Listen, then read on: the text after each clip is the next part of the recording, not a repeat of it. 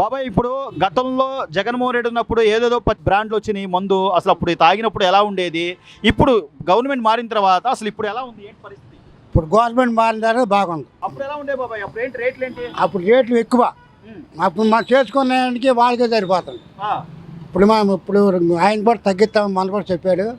బాగా బ్రాండ్లు వస్తాయి, మంచి మంది వస్తుంది, బాగుంటుంది. అప్పుడు మందు పేరేం తెలుసా నీకు? ఏం తాగేవాడికి ఏంటి ఏది మందు పేరేమన్నా గతంలో జగన్ గారు అమ్మినప్పుడు మందు పేరు తెలుసా నీకేమన్నా? అంటే బ్రాండ్ ఏం బ్రాండ్ తాగుతున్నావు అనేది తెలుసా అంటున్నా. ఓల్డ్రీ ఎంతది చీపు. ఎంత చీపు 200. చీపే 200. రెండు కోట తాగితే సరిపోయేది అప్పుడు. కోట దగ్గర శాంతి పోతా వాడికే సరిపోతుంది. ఇప్పుడు ఆయన గారు వచ్చారు తగ్గిస్తామన్నారు. ఎవరు? చంద్రబాబు గారు వచ్చారు తగ్గిస్తామన్నారు. మంచి బ్రాండ్ పాత బ్రాండ్లు వస్తాయి. 500 సంపాదించగలుగుతున్నావా అసలు కనీసం రోజుకి? 500 సంపాదిస్తున్నా. ఎంత తాగేవాడి గతంలో? ఎంత తాగేవాడి? ఎంత ఇంట్లో వచ్చేవాడు? రోజుకి 2 కోటలు తాగుతా. 2 కోటలు 400 ఇక్కడ అయిపోతే 100 రూపాయలు. అదే మరి జగన్ ప్రభుత్వం బాగా, ఇప్పుడు ప్రభుత్వం బాగుంటుంది. సో ఆలోచించే ఓట్లేసా అది ఇప్పుడు బాగుంటుంది. నెంబర్ 1 అది. పేదలకు కూడా 5 రూపాయలు అన్నా క్యాంటీన్లు చంద్రబాబు ఉన్నప్పుడు ఉండేవి. జగన్ గారు వచ్చాక తీసేశాడు. ఇప్పుడు మళ్ళీ రేపు ఆగస్టు 15 నుంచి అన్నా క్యాంటీన్లు ఓపెన్ చేస్తా ఉంటున్నారు.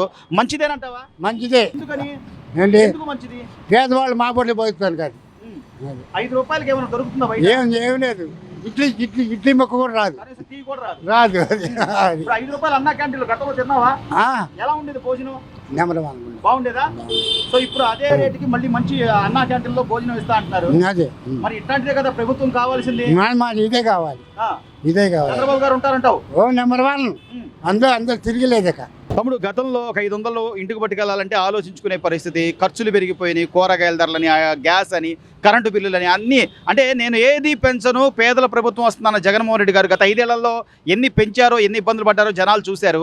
ఇప్పుడైనా కొంత మార్పు వచ్చింది అనుకుంటున్నావా? ఇక్కడ నుంచి పనులు దొరుకుతాయి. ఎందుకు రావు? అన్ని మార్పులు వస్తాయి. ఎలా చెప్పగలుగుతున్నావు నువ్వు? అన్ని ఇప్పుడు ఇసుక ఫ్రీ చేశారు. ఇసుక మళ్ళీ 300 రూపాయలు తీసుకుంటున్నారని మళ్ళీ టన్ను 300 రూపాయలు తీసుకుంటున్నారు. అది మంచి పద్ధతి. ట్రాక్టర్ ఇసుక 2000 1500లో వస్తుంది అంటే సామాన్యుడు కూడా ఇల్లు కట్టుకుంటాడు. అందరూ ప్రతి పేదవాడు కట్టుకుంటాడు. ఇల్లు కట్టుకోవాలనుకున్న వాళ్ళు కూడా ఇప్పుడు వరకు మొన్నటి వరకు కట్టుకున్న వాళ్ళు కూడా ఇప్పుడు చాలా మంది బాధపడిన వాళ్ళు కూడా ఉన్నారు.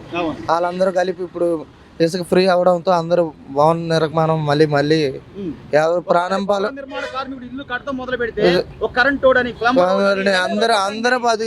అందరూ బతుకుతారు. అందరూ కమరోడు ఏంటి, అందరూ టాపీ పనోడు ఏంటి, టైల్స్ వేసేవాడు ఏంటి, అందరూ బతుకుతారు. అందరూ కరెంట్. గ్యాస్ ధరలు పెరిగినాయి. చంద్రబాబు నాయుడు గారు 3 సిలిండర్లు ఉచితంగా ఇస్తా అంటున్నాడు. చేయగలరంట? ఎందుకు ఎవరండి ఇస్తారండి? 3 సిలిండర్లు ఎందుకు ఎవరు? సంవత్సరానికి 3 ఇస్తారు. పక్కగా 4000 చేశారు అన్నట్లాగా మాట ప్రకారంగానే ఉంది. పక్కాగా ఉంది. మీ రాష్ట్ర క్యాపిటల్ పేరు ఏంటంటే ఏం చెప్తావు? మాది అమరావతి అని చెప్తాం.